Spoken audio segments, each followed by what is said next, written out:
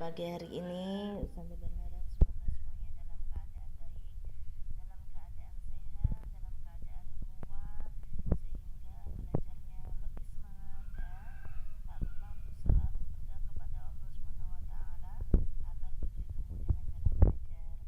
Anak-anakku, di pagi hari ini, hari Jumat, kita akan belajar tema 4, subtema 2, pembelajaran yang ketiga. Perhatikan di halaman 76 ya. Materi yang akan kita pelajari hari ini adalah: satu, menyebutkan isi pantun; dua, mengenal interaksi manusia dan lingkungan; yang ketiga, menyebutkan contoh tanggung jawab di warga masyarakat. Sebelum belajar, mari kita berdoa dulu ya. Mari kita membaca basmalah sama-sama. Bismillahirrahmanirrahim. Perhatikan, ayo mengamati.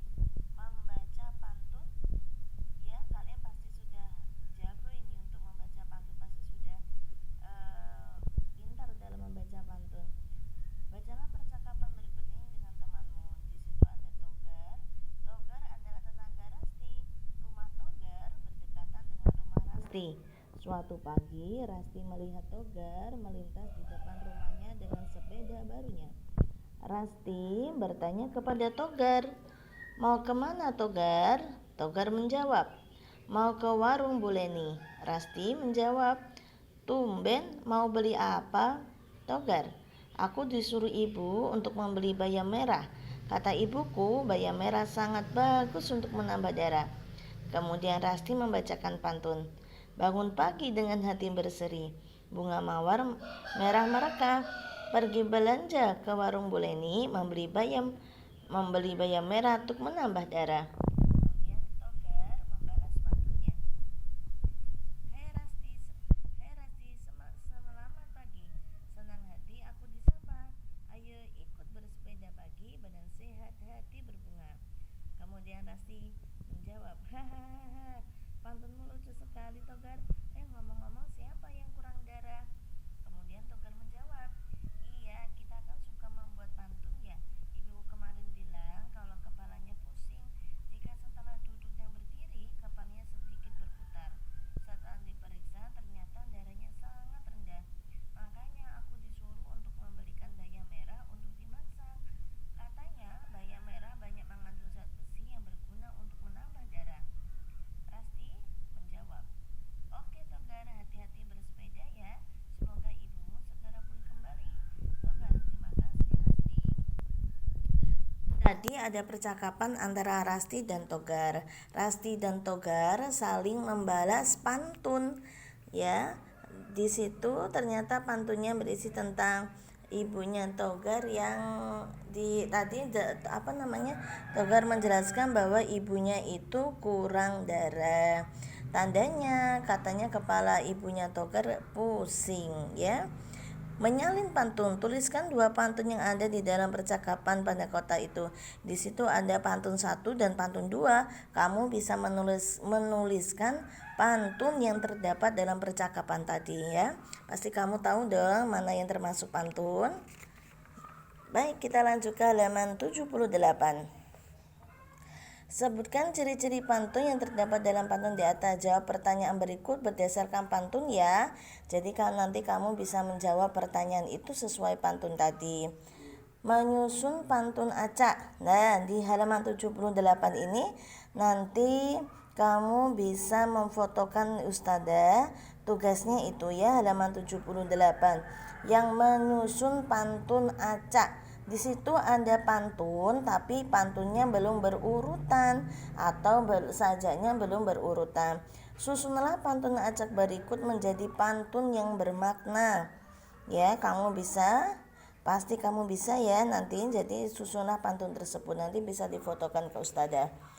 Seperti yang pembahasan kemarin, berdasarkan isinya pantun itu dapat dibagi menjadi beberapa jenis. Kamu pasti ingat dong. Ya, kamu pasti ingat jenis pantun berdasarkan isinya, yaitu pertama pantun nasihat, merupakan rangkaian kata-kata yang mempunyai makna mengarah atau menegur seseorang untuk menjadi lebih baik. Jadi pantun nasihat ini sifatnya adalah menasihati untuk mengarahkan menjadi hal yang lebih baik. Yang kedua ada pantun muda.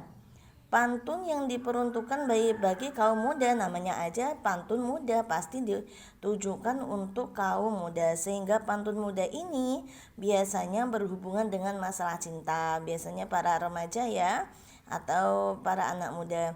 Yang ketiga pantun jenaka. Pantun jenaka adalah pantun yang bertujuan untuk menghibur orang yang mendengar.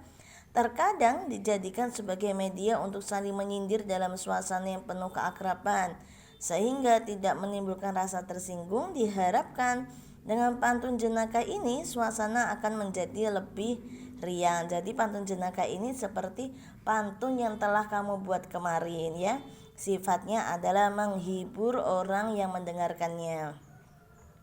Yang keempat ada pantun teka-teki. Pantun teka-teki itu adalah pantun yang berisi teka-teki atau tebakan. Dalam pantun teka-teki biasanya dibutuhkan jawaban atas teka-teki tersebut. Jadi pantun teka-teki kemana sudah ada contohnya. Dia akan pada isi akan terdapat sebuah pertanyaan dan orang yang mendengarkannya itu orang yang mendengarkannya itu akan menjawab pantun dari si pembaca tadi ya. Jadi ada sebuah tebakan di situ. Ada pantun agama. Pantun agama adalah pantun yang di dalamnya mengandung nasihat atau petua yang memiliki makna mendalam sebagai sebuah pedoman dalam menjalani hidup, yang biasanya berisi kata-kata yang bisa mendorong kita untuk berbuat yang tidak melanggar aturan agama, baik untuk kepentingan diri maupun orang lain. Jadi pantun agama ini pantunnya berisi nasihat yang sesuai dengan agama, yang tidak melanggar ya. Ada pantun adat. Pantun adat itu pantun yang menggunakan gaya bahasa bernuansa kedaerahan. Jadi pantun adat ini pantun yang bahasanya itu menggunakan budayanya masing-masing. Ada pantun dagang. Pantun dagang atau pantun nasib merupakan rangkaian kata-kata yang merefleksikan nasib atau keadaan seseorang. Pantun ini biasanya dinyanyikan atau dibacakan oleh orang-orang yang dalam perantauan yang jauh. Jadi pantun dagang ini digunakan orang yang mengadu nasib atau yang merantau jauh, yang kangen dengan keluarganya. Yang nomor 8 ada pantun anak. Pantun anak adalah pantun yang memang diperuntukkan bagi anak-anak. Kalau tadi ada pantun muda digunakan untuk anak muda, kalau pantun anak digunakan untuk atau ditunjukkan kepada anak-anak, sehingga dalam pantunnya ini berisi tentang dunia anak-anak. Yang ke-9 pantun kepahlawanan. Pantun kepahlawanan adalah pantun yang isinya berhubungan dengan semangat kepahlawanan. Ya, judulnya aja pantun kepahlawanan, pasti yang bersifatnya tentang kepahlawanan. Dan di situ di halaman 80 ada contoh interaksi dan lingkungan. Nanti kalian bisa baca ya percakapan antara Togar dan Rasti beserta Melani. Kemudian kamu bisa menjawabnya sesuai dengan teks contoh interaksi manusia dengan lingkungan. Kita perhatikan di halaman 81, interaksi dalam pembangunan sosial, budaya, dan ekonomi. Interaksi itu berarti adalah hubungan timbal balik antara individu, kelompok dengan kelompok. Itu namanya interaksi. Terjadi interaksi itu menimbulkan berbagai permasalahan sehingga tercipta suatu dinamika. Jadi hubungan timbal balik atau interaksi itu dapat terjadi yang pertama dalam pembangunan lingkungan alam. Hampir semua kebutuhan manusia itu tidak dapat dilepaskan dari lingkungan alam. Terutama lingkungan itu dibedakan menjadi lingkungan biotik dan lingkungan abiotik. Lingkungan abiotik contohnya tanah, suhu, curah hujan, dan sebagainya. Itu ada lingkungan biotik. Kalau lingkungan biotik, segala yang ada di lingkungan yang berupa makhluk hidup itu yang lingkungan biotik. Interaksi manusia dengan alam ini dibedakan menjadi dua. Interaksi yang bersifat atau penyesuaian dengan alam, ada interaksi yang mendominasi atau menguasai alam. Interaksi adaptasi adalah interaksi yang dilakukan dengan cara manusia melakukan kegiatan sesuai keadaan alamnya. Itu interaksi dengan alam ya. Contohnya petani akan menanam padi di musim yang hujan. Nelayan akan berlayar menyesuaikan dengan keadaan cuaca. Itu interaksi dengan alam atau menyesuaikan dengan alam. Kemudian ada interaksi yang bersifat mendominasi atau menguasai alam. Kemudian yang kedua, ada interaksi dalam pembangunan lingkungan sosial. Kalau tadi dengan alam, kalau ini hubungan timbal balik atau interaksi dengan lingkungan sosialnya. Ada beberapa faktor yang menyebabkan terjadinya. Kenapa kok bisa terjadi interaksi atau hubungan timbal balik di lingkungan? Yang pertama karena ada peniruan atau imitasi. Imitasi itu terjadi ketika seseorang atau kelompok orang meniru apa yang dilakukan orang atau kelompok lain. Jadi imitasi ini adalah seseorang yang ingin meniru apa yang dilakukan oleh orang lain atau dilakukan kelompok lain. Yang B, pengaruh atau sugesti. Interaksi terjadi ketika seseorang atau kelompok yang memengaruhi orang atau kelompok orang untuk melakukan seperti yang ia atau mereka lakukan. Jadi kalau imitasi itu dia itu ingin meniru sama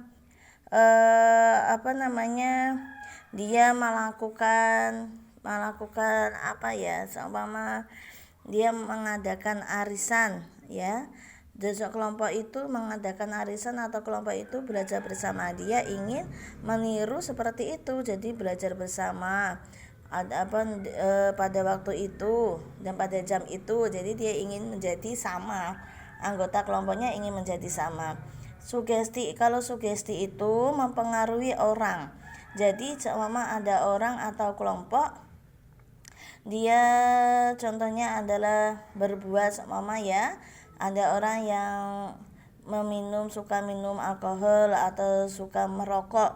Jadi dia mempengaruhi orang tersebut untuk melakukan hal seperti itu. Ada si A, dia suka merokok, kemudian si B ini diajak si A, ayo kita merokok aja, seperti itu. Itu perbuatan yang tidak baik ya, itu contohnya seperti itu. Ada identifikasi, jadi sugesti itu mempengaruhi orang. Dia dia belajar matematika, dia mengajak temannya, dia mempengaruhi, ayo kita belajar matematika, seperti itu. Yang C, identifikasi. Interaksi terjadi ketika seseorang memiliki keinginan diri untuk sama dengan orang lain. Ini terjadi pada fase ketika seseorang sedang berada pada pencarian jati diri. Jadi identifikasi ini keinginan yang untuk sama persis dengan orang lain ya. Identifikasi itu kalau tadi imitasi itu hanya meniru. Kalau identifikasi ini dia persis ingin memiliki keinginan untuk sama dengan orang lain. Orang itu semua bekerja sebagai guru, dia ingin persis seperti itu, ingin menjadi seorang guru ya, ingin menjadi sama dengan orang itu. Biasanya ada orang yang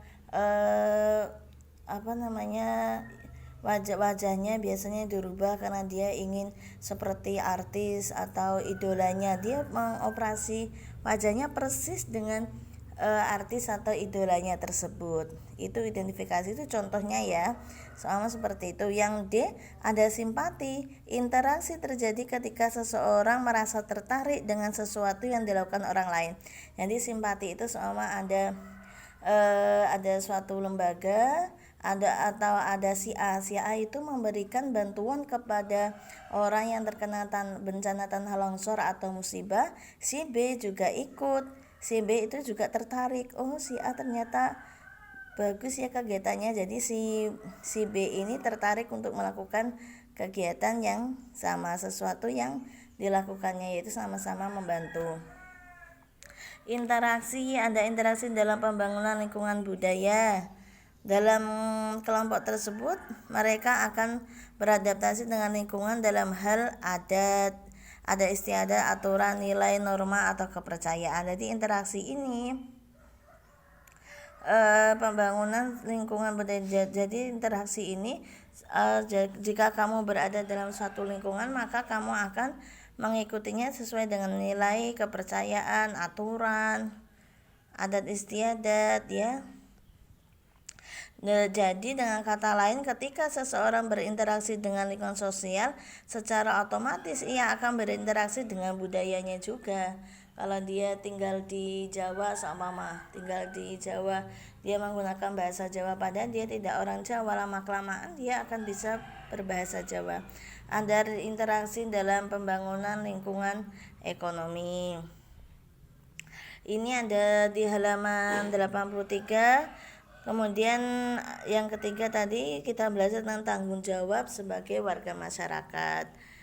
Yang pertama, kewajiban, hak, dan tanggung jawab di lingkungan alam. Kewajiban kamu terhadap lingkungan alam itu salah satunya melestarikan alam, membersihkan lingkungan, memelihara lingkungan, dan sebagainya. Itu salah satu kewajiban kamu di lingkungan alam. Hak kamu di lingkungan alam adalah bebas dari pencemaran lingkungan, memperoleh air sehat, air bersih, menikmati udara segar, itu hak kamu. Tanggung jawab kamu di lingkungan alam adalah memelihara kebersihan lingkungan, menggunakan teknologi yang ramah lingkungan, menjaga kelestarian lingkungan. Yang kedua, kewajiban, hak, dan tanggung jawab kamu di lingkungan sosial. Kalau tadi dengan alam, kali ini lingkungan sosial. Kewajiban kamu di lingkungan sosial adalah tidak mencemarkan nama baik orang atau kelompok, bersimpati, berempati kepada orang lain. Tanggung jawab kamu kalau di lingkungan sosial adalah menjalin silaturahim dengan baik, tidak mengganggu hak orang lain, ya.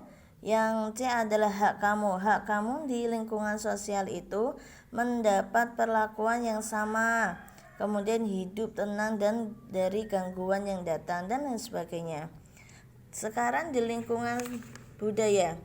Di lingkungan budaya, kewajiban kamu adalah melestarikan budaya, memelihara budaya. Jadi kewajiban itu sesuatu yang harus kamu lakukan. Kalau hak itu sesuatu yang kamu dapatkan atau sesuatu yang berhak kamu dapatkan. Hak kamu di lingkungan budaya adalah menikmati budaya sebagai liburan, mempelajari budaya. Tanggung jawab kamu terhadap lingkungan budaya itu melestarikan budaya dan tidak merusak budaya. Jadi kewajiban itu ada di kewajiban terhadap lingkungan alam, kewajiban terhadap lingkungan sosial, dan kewajiban terhadap lingkungan budaya, ya. Di halaman 87 di situ ada cerita, nanti kamu dapat pembacanya sendiri ya di cerita tadi. Jadi yang telah kita pelajari yang pertama tadi adalah tentang pantun, jenis-jenis pantun. Kemudian kita juga belajar tentang interaksi di pembangunan sosial, budaya, ekonomi, dan kita belajar tanggung jawab, hak, dan kewajiban di lingkungan alam, di lingkungan sosial, dan di lingkungan budaya. Mungkin itu saja yang dapat saya sampaikan. Mohon maaf jika ada penjelasan yang kurang jelas. Semoga Allah memberikan pemahaman kepada anak-anakku semuanya. Untuk tugasnya adalah di halaman 78 yang ini ya, menyusun pantun acak. Baik, terima kasih. Mari kita membaca hamdalah sama-sama. Alhamdulillahirabbil alamin. Sekian dari Ustazah. Wassalamualaikum warahmatullahi wabarakatuh.